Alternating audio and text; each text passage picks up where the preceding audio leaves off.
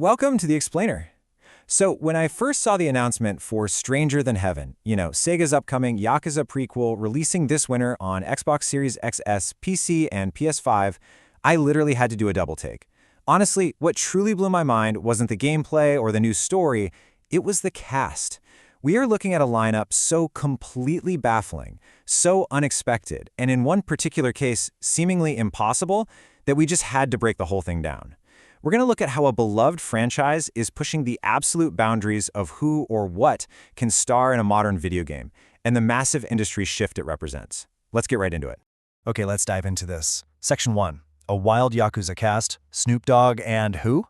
Look, the Yakuza or Like a Dragon franchise is definitely no stranger to bringing in real-world celebrities, right? But this newly announced roster for Stranger Than Heaven is just next level.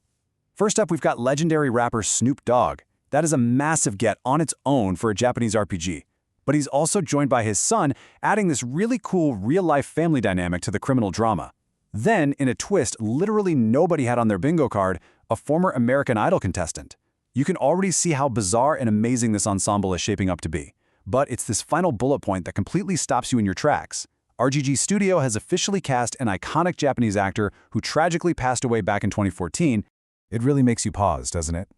I mean, how exactly do you cast someone who died 12 years ago to star in a brand new Winter 2026 video game release? We aren't just talking about using some old voice clips for a quick flashback here. And it's not a simple little background tribute. No way. They are featuring him as a full-blown character in a brand new, highly complex narrative. It's a profound question that seriously challenges our basic understanding of casting and game development. Which brings us to Section 2. Resurrecting Bunta Sugawara, honoring a cinematic legend. Let's move to and see how this built, because to understand why Sega went to such wild lengths, you have to look at Sugawara's monumental pop culture footprint. If you're a fan of Japanese cinema, you know that name carries an immense amount of weight. He is an absolute cinematic legend, and bringing him into the Yakuza franchise is perhaps the most fitting tribute imaginable. Back in the 1970s, he starred in 5 films in the Battles Without Honor and Humanity series. These were incredibly gritty, highly popular films that fundamentally shaped the public's perception of the Japanese criminal underworld. In fact, they were a major direct influence on RGG Studios' own depiction of the Yakuza in their games. He's literally the blueprint. Later in his career, he lent his deeply recognizable voice to Studio Ghibli, bringing characters to life in beloved classics like Spirited Away and Tales of Earthsea. He passed away in 2014, leaving behind just a massive legacy. And now, in winter 2026, he's experiencing a digital revival in Stranger Than Heaven. And hey, just to highlight how deeply embedded his persona is in pop culture, Sugawara actually inspired the character design for the iconic one-piece hard-ass Admiral Akinu, who goes by Sakazuki later in the series.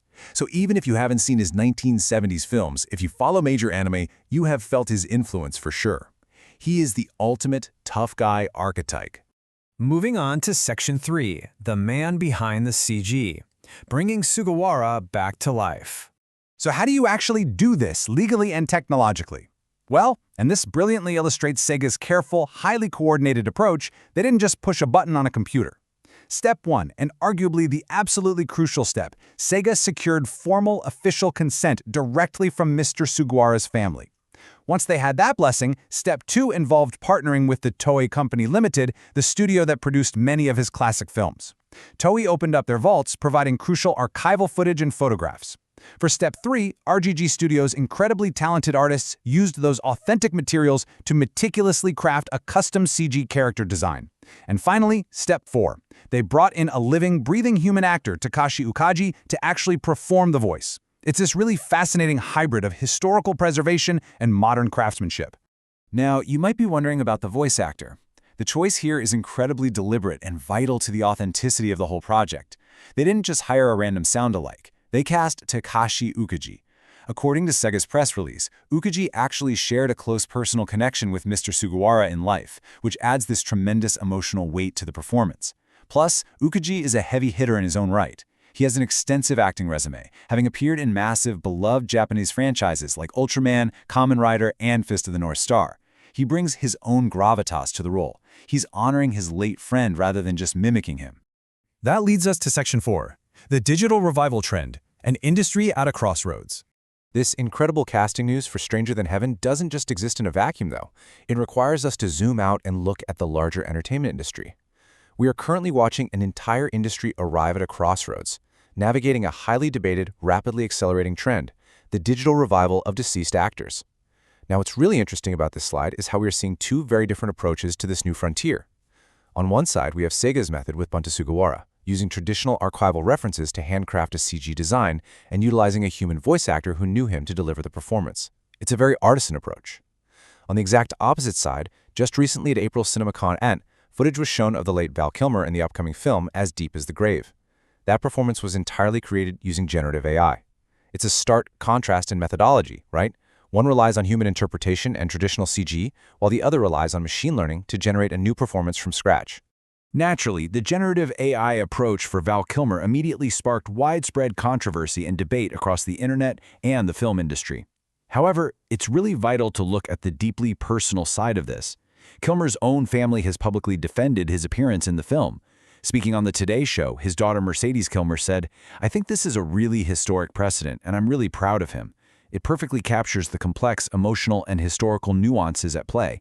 What some might view as a controversial technological overreach, a family might view as a beautiful historic continuation of their loved one's legacy." So, the crucial point is this. We are entering an era where the boundary between the past and the present is being entirely redrawn by technology.